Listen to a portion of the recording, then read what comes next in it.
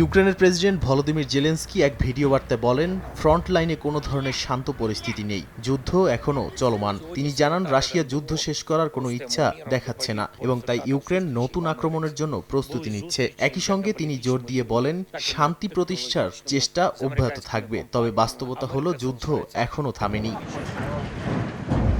ইউক্রেনের সামরিক সূত্র অনুযায়ী একদিনেই অন্তত ৩৮টি রুশ হামলা হয়েছে, যার সবচেয়ে বেশি চাপ ছিল পোক্রোভস্ক অঞ্চলে। লিমান, কনস্টান্তিনিভকা, স্লোভানিয়ানস্ক সহ একাধিক এলাকায় গোলাবর্ষণ ও সংঘর্ষ চলছে। সীমান্তবর্তী সুমি ও খার্কিভ অঞ্চলও রুশ হামলার বাইরে নেই। অন্যদিকে রাশিয়া দাবি করছে যুদ্ধবিরতির সময় ইউক্রেন ১,০০০-এর বেশি লঙ্ঘন করেছে, জানিয়ে দুই পক্ষের মধ্যে দোষারোপ আরও বেড়েছে। এই পরিস্থিতির মধ্যেই কূটনৈতিক তৎপরতাও বাড়ছে।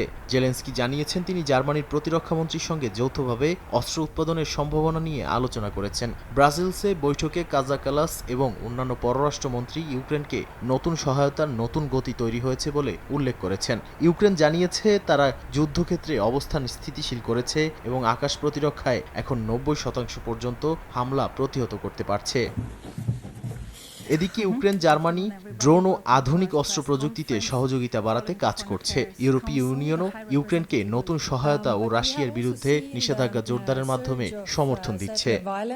নাদিম মারজান, সময় সংবাদ।